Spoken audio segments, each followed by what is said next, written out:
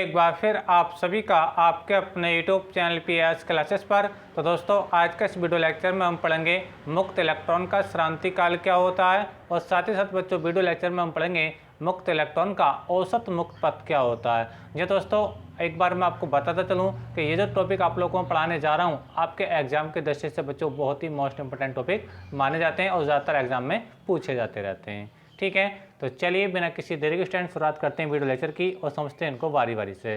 तो स्टूडेंट पहले हम समझेंगे मुक्त इलेक्ट्रॉन मतलब आवेश वाहक, यानी मुक्त इलेक्ट्रॉन को बच्चों आवेश वाहक भी कहते हैं। ठीक है, तो मुक्त इलेक्ट्रॉन का श्रांति काल क्या होता है समझ में आप लोग को, जिसको इंग्लिश में बोलते हैं बच्चों relaxation time of free electron. ठीक है, तो चलिए समझते हैं। तो बच्चों इस टॉपिक को समझने के लिए आपको पहले ये पता होना चाहिए कि मुक्त इलेक्ट्रॉन क्या होते हैं और ये कहाँ पाए जाते हैं। मुक्त इलेक्ट्रॉन क्या होते हैं और ये कहाँ पाए जाते हैं। तो देखिए मैं आपको डेफिनेशन बता रहा हूँ मुक्त इलेक्ट्रॉन की, ध्यान से समझें। तो देखिए मुक्त इलेक्ट्रॉन की डेफिनेशन होती है बच्चों वे इलेक्ट्रॉन जो अपने नाभिक से दूर की कक्षा में होने के कारण, वे इलेक्ट्रॉन जो अपने नाभिक से दूर की कक्षा में होने के कारण मुक्त होकर धातु के भीतर स्वतंत्रता पूर्वक घूमने लगते हैं, मुक्त इलेक्ट्रॉन कहलाते हैं। समझ में आए आप लोगों को। चलिए मैं आपको इसको डायग्राम के माध्यम से आपको समझा देता हूँ। तो देखिए स्टूडेंट मान लीजिए अपने पास ये कोई मेटल है, ठीक है, ये अपने पास कोई मेटल है और मान लीजिए इस मेटल के अंदर, जब ये मेटल है इसके अंदर लाखों करोड़ों क्या होंगे बच्चों, एटम होंगे अर्थात परमाणु होंगे। ठीक है, तो मैं किसी एक परमाणु की बात कर रहा हूँ। मान लीजिए ये कोई परमाणु है, ठीक है, और परमाणु तो इसके अंदर मान लीजिए इसका ये न्यूक्लियस है, इसके अंदर क्या ये नाभिक है। ठीक है, जिसके अंदर ये प्रोटॉन रहते हैं नाभिक के अंदर और क्या रहते हैं बच्चों, न्यूट्रॉन रहते हैं। ठीक है, समझे आप लोगों को। अब इसके अंदर ये जिसकी कक्षाएं होंगी इसमें क्या रहते हैं बच्चों, इलेक्ट्रॉन रहते हैं, इसमें क्या रहते हैं बच्चों, इलेक्ट्रॉन्स रहते हैं। समझे आप लोग को मेरी बात। ठीक है, तो ऐसी ऐसी बहुत सारी कक्षाएं इसके अंदर होंगी बच्चों, ऐसी ऐसी बहुत सारी कक्षाएं इस एटम में होंगी। ठीक है, चलिए मैं कुछ आपको समझाने के लिए और बना देता हूँ एक दो कक्षाएं। मान लीजिए दूसरी कक्षा है और ये मान लीजिए बच्चों ये तीसरी कक्षा है। ठीक है स्टैंड। अच्छा अब देखिए यहाँ भी इलेक्ट्रॉन होंगे, यहाँ भी इलेक्ट्रॉन होंगे, यहाँ भी इलेक्ट्रॉन होंगे। ठीक है, अब देखिए नाभिक पर जो होता है बच्चों प्लस चार्ज होता है जो प्रोटॉन्स के कारण होता है। ठीक है, इलेक्ट्रॉन पे क्या होता है, नेगेटिवली चार्ज होता है। ठीक है, इलेक्ट्रॉन पे कौन चार्ज होता है, नेगेटिव चार्ज होता है। समझ में आप लोगों को मेरी बात। अब देखिए स्टैंड नाभिक पर प्लस चार्ज है, नाभिक पर प्लस चार्ज है, इलेक्ट्रॉन पर नेगेटिव चार्ज है, तो नाभिक क्या करता है बच्चों, इलेक्ट्रॉनों को अपनी ओर को क्या रखता है, खींच करके रखता है। नाभिक जो है इलेक्ट्रॉनों को अपनी ओर को खींच कर रखता है। अब समझने वाली बात यह है कि ये जो नाभिक है बच्चों कि किस इलेक्ट्रॉन को ज़्यादा पावर से अपनी ओर को खींचेगा। तो आप लोग बेहद आसानी से जानते होंगे कि जो इलेक्ट्रॉन नाभिक के ज़्यादा पास होगा वो उसको उतनी ज़्यादा शक्ति से अपनी ओर को अट्रैक्ट करेगा। समझिए आप लोगों को मेरी बात। तो नाभिक इस इलेक्ट्रॉन को बहुत ताकत से अपनी ओर को खींच कर रखेगा। इससे कम अगर बात करें तो ये इलेक्ट्रॉन इससे काफ़ी दूर है तो इसको खींचेगा तो, लेकिन इसको इसकी कंपैरिजन में कम ताकत से इसकी ओर को अपनी ओर को खींचेगा। ठीक है, अगर हम इसकी बात करें तो ये जो इलेक्ट्रॉन है बच्चों इस नाभिक से बहुत ज़्यादा दूर है।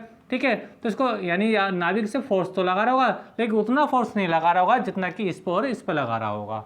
समझ में आप लोगों को मेरी बात। अगर किसी कारणवश इस एटम को एनर्जी मिल जाए, इसे एनर्जी किसका मिल जाए बच्चों, एनर्जी मिल जाए। ठीक है, तो होगा क्या बच्चों, ये वाला जो इलेक्ट्रॉन जो नाभिक से बहुत ज़्यादा दूर है और नाभिक पे इतना ज़्यादा फोर्स भी नहीं लगा पा रहा, तो ये अपनी कक्षा को छोड़ करके चला जाएगा, अपनी कक्षा को छोड़ कर चला जाएगा और धातु के भीतर क्या लगेगा बच्चों, ये घूमने लगेगा। तो बच्चों इन्हीं इलेक्ट्रॉनों को हम बच्चों बोलते हैं मुक्त इलेक्ट्रॉन। क्या बोलते हैं बच्चों, मुक्त इलेक्ट्रॉन।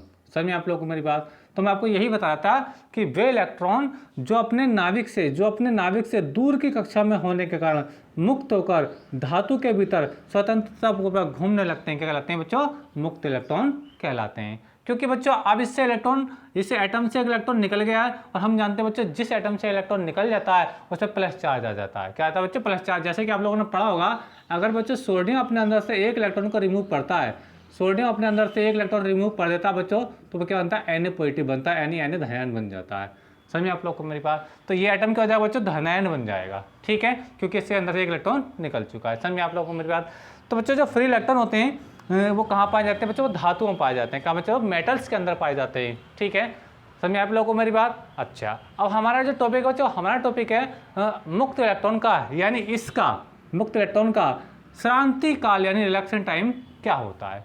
समझ में आप लोगों को मेरी बात। चलिए अब इससे आगे समझते हैं। तो देखिए यहाँ तक आपको बात समझ में आ गई है स्टैंड। तो आप लोगों से मेरा विशेष रिक्वेस्ट है बच्चों कि मेरी मेहनत का आप लोगों से इतना सा रिक्वेस्ट है कि प्लीज़ वीडियो को लाइक और अपने दोस्तों में शेयर कर दीजिए। चैनल पर नए हैं तो चैनल को सब्सक्राइब कर लीजिए, क्योंकि मैं ऐसी इंटरेस्टिंग वीडियो आप लोगों के लिए कंटिन्यू लाता रहता हूँ। ठीक है, चलिए अब समझ आता हूँ, देखिए क्रांति काल के बारे में। चलिए इसको मैं आप साफ कर देता हूँ, ठीक है स्टूडेंट। चलिए साफ कर रहे हैं। तो देखिए स्टूडेंट, जैसा कि मैंने आप लोगों को बताया कि जो फ्री इलेक्ट्रॉन होते हैं, ठीक है, ज़्यादातर कहाँ होते हैं, धातु में होते हैं। धातु में लाखों करोड़ मिलियंस की संख्या में होते हैं, यानी बहुत ज़्यादा फ्री इलेक्ट्रॉन होते हैं। और इसीलिए धातु जो होती हैं बच्चों, विद्युत की अच्छी कंडक्टर होती हैं, अच्छा विद्युत की अच्छी चालक होती हैं, यानी धातु में करंट बहुत आसानी से फ्लो हो जाता है। रीजन क्या है, क्योंकि उनके अंदर क्या होते हैं, असंख्य मात्रा में, ठीक है, यानी बहुत सारी मात्रा में क्या होते हैं, फ्री इलेक्ट्रॉन होते हैं, यानी मुक्त इलेक्ट्रॉन होते हैं, ठीक है। तो चलिए फिर से एग्जाम्पल आपको देकर बता रहा हूँ, ठीक है। मान लीजिए मेरे पास बच्चों ये कोई धातु है, ठीक है, समझे आप लोगों को। अब धातु है, ऐसी बात है जिसके अंदर मैंने बताया धातुओं के अंदर क्या होते हैं, धातुओं के अंदर बच्चों क्या होते हैं, बहुत ज़्यादा क्या होते हैं बच्चों, फ्री इलेक्ट्रॉन होते हैं, मुक्त इलेक्ट्रॉन होते हैं। मान लीजिए बच्चों मैं कुछ मुक्त इलेक्ट्रॉन आपको दिखाने का प्रयास कर रहा हूँ बच्चों, ये ठीक है। अब बच्चों ये मुक्त इलेक्ट्रॉन है, ये तो आप समझ के होंगे कि ये किसी ने अपने एटम से निकल कर आए होंगे, और एटम क्या हो गया, धनायन हो गया होगा, ये भी आप समझ रहे हैं जैसे कि मैंने आपको बताया था, ठीक है। और इलेक्ट्रॉन बहुत बच्चों नेगेटिव चार्ज, इस बात को भी याद रखें स्टूडेंट, ठीक है। तो ये मैंने कुछ इलेक्ट्रॉन इस धातु के अंदर दिखा रखे हैं। अब इसके अंदर बच्चों क्या होंगे, धनायन भी होंगे, मतलब ये, ठीक है। मान लीजिए धनायन बन गया, यानी वही एटम है जिस पर प्लस चार्ज आया होगा, Na से Na प्लस जो बना है, ठीक है स्टूडेंट। लेकिन याद रखना ये धनायन जो बच्चों, ये धनायन गति नहीं करते हैं, ये धनायन जो होते हैं बच्चों धातु में, ये गति नहीं करते हैं, गति करते हैं बच्चों फ्री इलेक्ट्रॉन, क्या करते हैं बच्चों, फ्री इलेक्ट्रॉन गति करते हैं। समझ में आई आप लोगों को मेरी बात? अच्छा, चलिए इतने से समझाता हूँ आप लोगों को। अब देखिए स्टूडेंट, अगर हम नेचुरल अवस्था में अगर बात करें, यानी कमरे के टेम्परेचर बात करें, मतलब इससे अभी कोई करंट ना लगाएं इस धातु पर, ठीक है। तो ये जो बच्चों फ्री इलेक्ट्रॉन होते हैं, ये जो फ्री इलेक्ट्रॉन होते हैं धातु के भीतर अनियमित वेग से इधर उधर घूमते रहते हैं। क्या समझे आप लोग मेरी बात? मैंने आपको बताया कि ये जो धातु है इसके अंदर जो फ्री इलेक्ट्रॉन है बच्चों, अनियमित वेग से, है ना, टेढ़ी मेढ़ी गति, निरंतर गति करते रहते हैं। और इस गति को बच्चे हम बोलते हैं यादृच्छिक गति, या इनको इंग्लिश में बोलते हैं रैंडम मोशन। यानी मैंने ये कहा आप लोगों से बच्चों, धातु के अंदर जो होते हैं बच्चों फ्री इलेक्ट्रॉन जो होते हैं, ठीक है, कमरे के ताप पर, मतलब नॉर्मल टेम्परेचर पर, ठीक है, इधर उधर क्या करते हैं बच्चों, गति करते रहते हैं। क्या करते रहते हैं बच्चों, गति करते रहते हैं, ठीक है। अब ये गति करेंगे बच्चों, तो आप देख पा रहे हो इसके अंदर तो धनायन भी है, इसके अंदर तो धनायन भी है, तो ये धनायनों से टकराएंगे, ये धनायनों से टकराएंगे।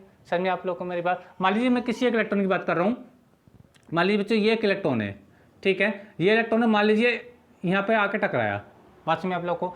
अब जैसी बात है, टकराने के बाद मान लीजिए वो इधर आ गया, पहले इधर आया और फिर इधर आया, ठीक है। तो ये दो टक्कर जो है बच्चों, एक क्रम से दो टक्कर हो रही हैं, यानी टकराना यहाँ आया और यहाँ के बाद, तो धन आयनों से दो टक्कर हो रही हैं।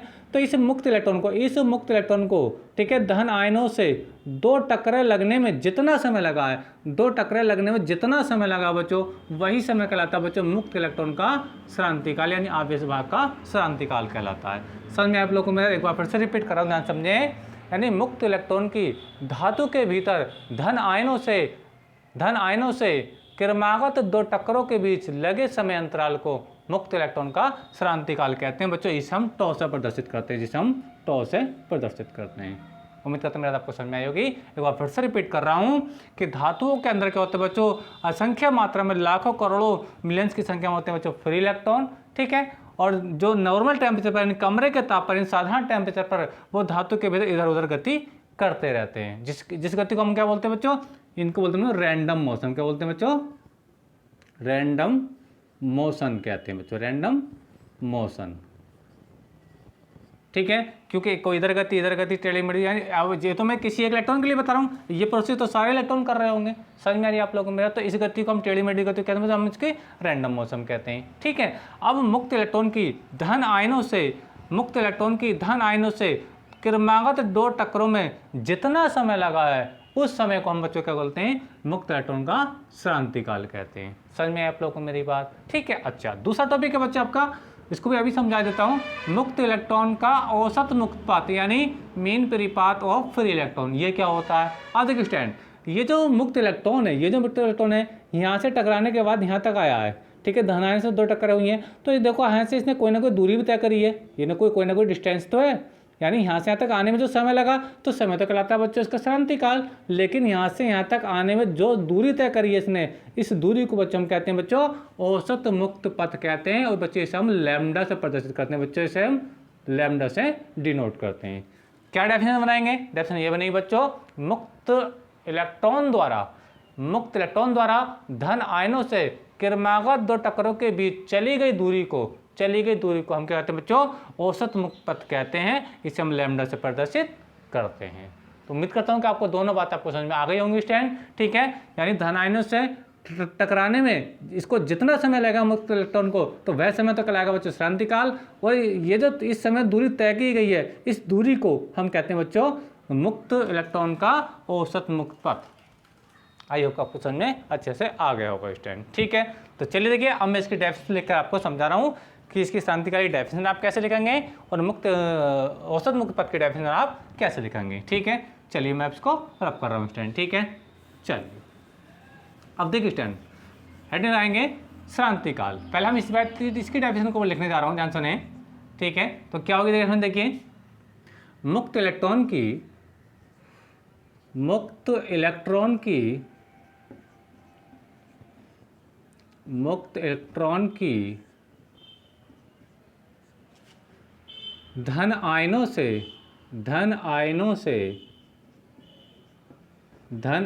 से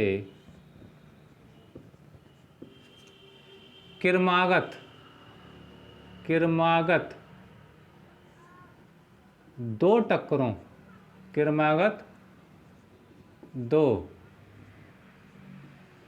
टक्करों में लगे समय अंतराल को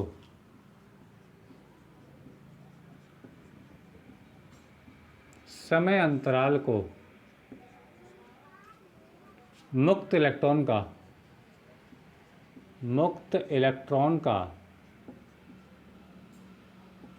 इलेक्ट्रॉन का श्रांति काल कहते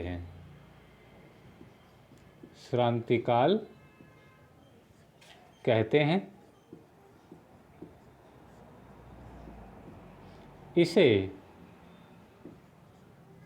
टॉ क्या कहते हैं, जिसको टॉ से प्रदर्शित करते हैं,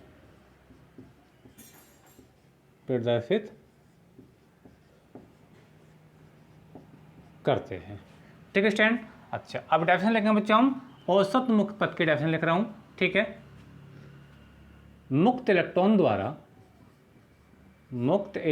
द्वारा धन आयनों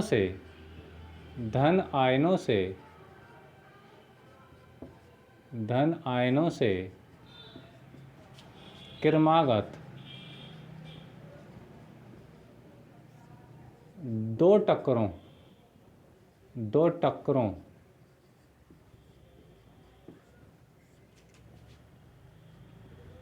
में तय की गई दूरी को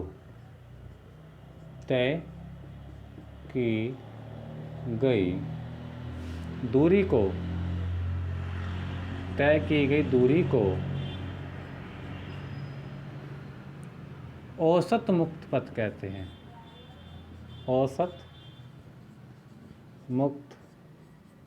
पथ कहते हैं। इसे लैम्डा से प्रदर्शित करते हैं।